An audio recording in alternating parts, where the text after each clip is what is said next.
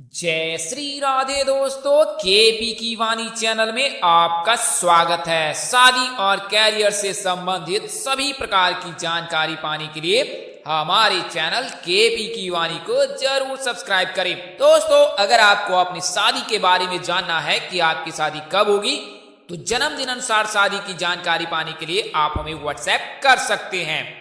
ऐसे जातक जिनकी आयु 28 वर्ष से अधिक है, वे अपनी कुंडली दिखाकर शादी की जानकारी पा सकते हैं। तो अगर आपकी कुंडली बनी हुई है तो आप केपी की वाणी के व्हाट्सएप नंबर पर अपनी कुंडली अवश्य भेजें। हम आपको कुंडली देखकर आपके विवाह की जानकारी अवश्य देंगे।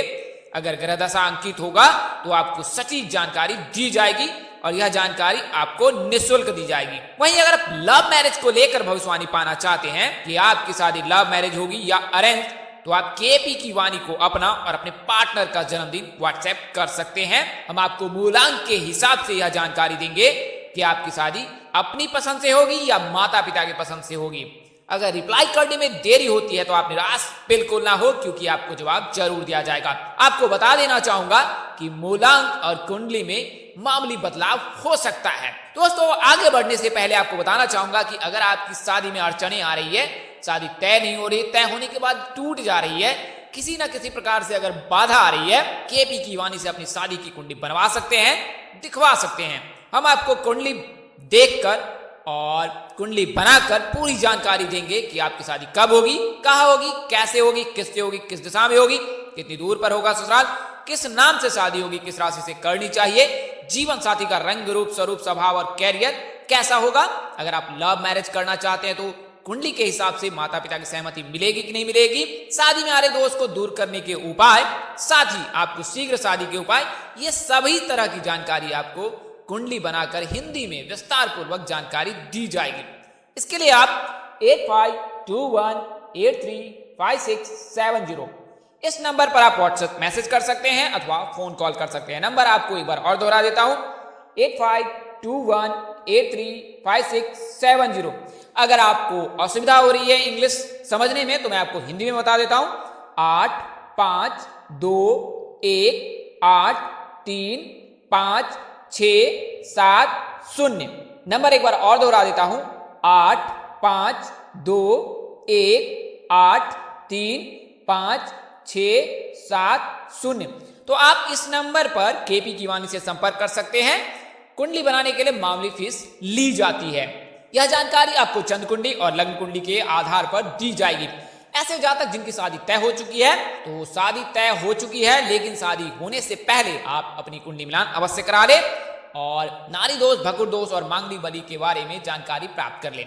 चूंकि नारी दोष, भकुर दोष और मांगलिक बलि होने पर शादी नहीं करने की सलाह दी जाती है। ऐसी परिस्थिति में अगर विवाह करते हैं तो विवाह उपरांत वैवाहिक जीवन में परेशानियां आती है। तो आप अपने नजदीक के किसी पंडित से संपर्क करें या केपी की वाणी से संपर्क कर अपनी कुंडली मिलान अवश्य करा ले। वहीं अगर आप विवाहित हैं और वैवाहिक जीवन में किसी प्रकार की परेशानी आ रही है तो भी आप केपी की वाणी से अपनी कुंडली मिलान अवश्य करा लें। इससे आपको विवाह उपरांत वैवाहिक जीवन की जानकारी प्राप्त हो जाती है कि आपके बीच अनबन क्यों हो रही है और इसके वजह क्या है।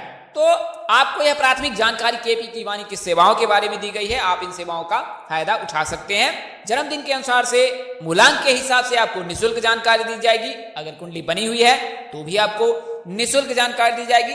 हाँ, अगर आप कुंडली बनवाते हैं, कुंडली मिलान करवाते हैं तो इसके लिए मामूली फीस ली जाती है, मनमाना फीस नहीं लिया जाता है। तो आप एक बार केपी की वाणी से अवश्य ही संपर्क करें। राशि चक्र में 12 राशि हैं, जबकि जन्म कुंडली के 12 भाव होते हैं, जिनका जीवन चक्र से गहरा नाता होता है। हर एक भाव राशि के जातक की जीवनी की कहानी लिखता है, जिनमें सप्तम भाव विवाह और प्रेम संबंध के बारे में बताता है। इस भाव को विवाह घर भी कहा जाता है। अगर इस भाव में कोई शुभ ग्रह है तो शादी जल्द हो जाती है और अशुभ ग्रह है तो शादी में देर होती है। शुभ ग्रह अशुभ ग्रह दोनों साथ में हो तो भी शादी में देर होती है।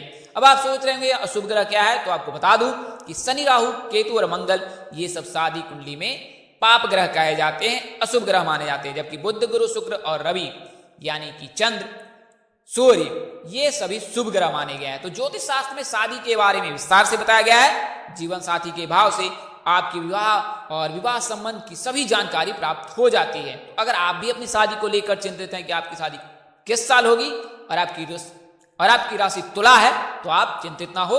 ज्योतिष अनुसार से आइए जानते हैं कि आपकी शादी किस साल हो सकती है, किस दिशा में हो सकती है, किस नाम से हो सकती है।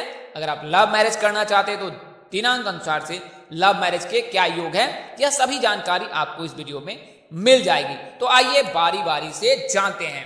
अंक ज्योतिष की माने तो 23 सितंबर से लेकर 23 अक्टूबर के दिन जन्म लेने वाले जातकों की राशि तुला होती है। यानी कि 23 सितंबर से लेकर 23 अक्टूबर तक जन्म लेने वाले जातकों की राशि तुला होती है। हिंदी के महीनों में इसे भादो और आश्विन महीना कहा जाता है। तो अगर भादो और आश्विन महीने में आपका जन्म होता है तो आपकी जन्म राशि तुला होती है। हालांकि यह गणना आपको जन्मदिन के हिसाब से दी गई है, कुंडली के हिसाब से इसमें मामूली बदलाव हो सकता है, क्योंकि जातक के जन्म के समय चंद्रमा जिस राशि में उपस्थित होता है वह राशि जातक का बनता है। यानी कि जब आपका जन्म हुआ हो और उस समय चंद्रमा जिस राशि में होगा वह आपकी राशि कहलाएगी। तो इस आधार पर आप कुंडली दिखाकर यह अपनी जानकारी प्राप्त कर सकते हैं कि आपकी राशि क्या है। वैसे जन्मदिन के हिसाब से 23 सितंबर से लेकर 23 अक्टूबर के दिन जन्म लेने वाले जातकों की राशि तुला होती है। तो तुला राशि के जातकों की शादी दक्षिण और पूर्व के मध्य यानी आग्नेय कोण दिशा में होने की संभावना अधिक रहती है। जबकि तुला राशि के राशि स्वामी शुक्र हैं। शुक्र जो है विवाह के कारक माने जाते हैं, स्त्री सुख के कारक माने जाते हैं, यानी कि लड़कों की शादी के कारक शुक्र होते हैं। शुक्र को सुंदरता की देवी कहा जाता है और स्त्री सुख का कारक शुक्र ही है। तो शुक्र को मजबूत करने से लड़कों की शादी शीघ्र हो जाती है। तो अगर आप तुला राशि के जातक हैं, अगर आप लड़के हैं, तुला राशि के जातक हैं और लड़के हैं, तो आप शुक्र को मजबूत करें। शुक्र को मजबूत करने से आपकी सभी बाधाएं स्वतः समाप्त हो जाएगी। शुक्र को कैसे मजबूत करें, तो बहुत ही आसान सा उपाय है। शुक्र को मजबूत करने के लिए आपने विशेष करना नहीं है, बस शिव जी की पूजा करनी है। सोमवार और शुक्रवार के दिन शिव जी की विशेष पूजा अर्चना करें। शनिवार के दिन जल में काले तिल मिलाकर शिव जी को अर्घ दे। सोमवार के दिन अर्घ दे। सोमवार को कच्चा दूध चढ़ाएं। इससे मनपसंद और खूबसूरत जीवन साथी मिलता है।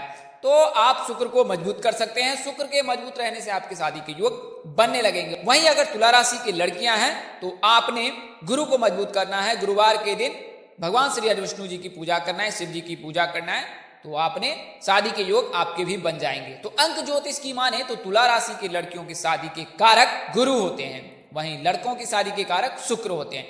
तो तुला राशि की लड़कियों और लड़कों की शादी की उम्र जो है वो 20 वर्ष से लेकर 31 वर्ष के बीच है। यानी कि 20 वर्ष से शादी के योग बनने लगते हैं, जबकि 28 वर्ष से 31 वर्ष के मध्य विवाह के प्रबल योग रहते हैं। इस उम्र में तुला राशि के जातकों की शादी निश्चित ही हो जाती है, जबकि शादी का महीना जनवरी और दिसंबर हो सकता है। यानी कि आने वाला दिसंबर और जनवरी महीने में आपके विवाह के योग प्रबल है। तो तुला राशि के जातकों की शादी के योग 20वें वर्ष से बनते हैं और 28 वर्ष से 31 वर्ष के मध्य विवाह के प्रबल योग रहते हैं। आइए अब जानते हैं कि किससे शादी होगी। तो तुला राशि के लड़कों की शादी गरिमा, मोहिनी, टीना, माधुरी आदि नाम से होने की संभावना बनी रहती है। यानी कि GMT नाम के जातकों से आपकी शादी हो सकती है।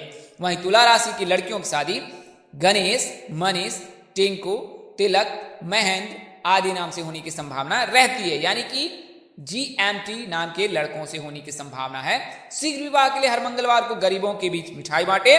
तुला और सिंह राशि दोनों राशि के जातक सामाजिक होना पसंद करते हैं। यह उन दोनों की खासियत है जिन्हें एक दूसरे को करीब करती है। इस खासियत के वजह से इन दोनों के बीच बहुत ही बनती है और ये एक दूसरे के लिए ही बने होते हैं। तो अगर तुला राशि सिंह राशि के जातकों से विवाह करे तो ज्यादा ही उत्तम होगा। तो अगर आप तुला राशि के जातक हैं, तो अगर आप सिंह राशि के जातक को पसंद करती हैं या करते हैं, तो आपके विवाह उपरांत वैवाहिक जीवन सुखमय रहेगा। वहीं बात करें लव मैरिज की तो 2 तारीख, 8 तारीख, 11 तारीख, 17 तारीख आदि दिनों में जन्म लेने वाले जातकों के जो है लव मैरिज के योग प्रबल रहते हैं। वैसे आमतौर पर तुला राशि के जातकों के लव मैरिज के योग रहते हैं, यानी कि तुला राशि के जातक की लव मैरिज होती है। हालांकि कुंडली में ऐसी ग्रह दशा हो तब सप्तम भाव में, पंचम भाव में, एकादश भाव में या लग्न में अशुभ ग्रह की दृष्टि और अशुभ ग्रह उपस्थित हो, तो ऐसी स्थिति में तुला राशि के जातकों के लव मैरिज के योग बनते हैं। अगर इनमें अशुभ ग्रह की दृष्टि नहीं है या अशुभ ग्रह नहीं उपस्थित है, तो आपकी लव मैरिज होने की संभावना बहुत ही कम है। तो दोस्तों, इस वीडियो में बताई गई जानकारी आपको ज्योतिष पंचांग, मान्यताओं और धर्म ग्रंथों से दी गई है। हमारा उद्देश्य महज आपको सूचना पहुंचाना, आप इसे सूचना हेतु ले। इसके अतिरिक्त अगर आप इनको मानते हैं, अपनाते हैं, तो उपयोग करते हैं, तो इसके आप स्वयं जिम्मेवार हैं। आप चाहे तो अपने नजदीक किसी प्रकांड पंडित अथवा ज्योतिष से संपर्क कर ले और अपनी कुंडली दिखाकर सही जानकारी प्राप्त कर ले। सही जानकारी अर्थात आप कुंडली दिखाकर यह जानकारी प्राप्त कर सकते हैं या कर सकती हैं कि कुंडली में कोई अशुभ ग्रह नहीं है। शुभ ग्रह रहने पर शीघ्र शादी हो जाती है और जो आपको जानकारी दी गई है वह शुभ ग्रह के रहने पर पूरी तरह से सत्य रहती है। तो आप केपी की वाणी से भी संपर्क कर सकते हैं, अपनी कुंडली दिखा सकते हैं, या आप अपने नजदीक किसी प्रकांड पंडित व ज्योतिष से भी संपर्क कर कुंडली दिखा सकते हैं। तो इस तरह की अन्य वीडियो देखने के लिए हमारे चैनल के डैशबोर्ड अथवा प्लेलिस्ट पर जाएं और अपनी राशि अनुसार वीडियो जरूर देखें। तो दोस्तों, आपको यह जानकारी कैसी लगी, लाइक कर, कमेंट कर, शेयर कर हमें जरूर बताएं। अगर आप मेरे चैनल पर पहली बार विजिट कर रहे हो तो चैनल को सब्सक्राइब कर लें। माता रानी की कृपा से आपके चेहरे पर हमेशा मुस्कान बनी रहे, आप सपरिवार स्वस्थ एवं सुखी रहें। आप सभी के प्यार और स्नेह के लिए आप सबको हृदय से धन्यवाद करता हूं। आप लोग इसी तरह हमारे साथ जुड़े रहें। इन्हीं शुभकामनाओं के साथ आपसे विदा लेता हूं कि जल्द एक नए वीडियो और एक नई जानकारी लेकर आपके समक्ष हाजिर रहूंगा। तब तक के लिए इस नाचीज दोस्त को इजाजत दे। आप जहां रहे मस्त रहे, स्वस्थ रहे, व्यस्त रहे। माता रानी की असीम कृपा आप पर बरसती रहे। परमपिता परमेश्वर आपको विषम परिस्थिति में भी सद्बुद्धि, सत्मार्ग और आगे बढ़ने की शक्ति दे। इन्हीं शुभकामनाओं के साथ आपसे विदा लेता हूं कि कमेंट में जय श्री राधे लिखना बिल्कुल ना भूले। इससे आपकी और आपके पूरे परिवार पर राधा रानी की कृपा बरसती रहेगी। नमस्कार, जय श्री राधे दोस्तों, जय श्री कृष्णा, जय माता दी, जय वाहेगुरु।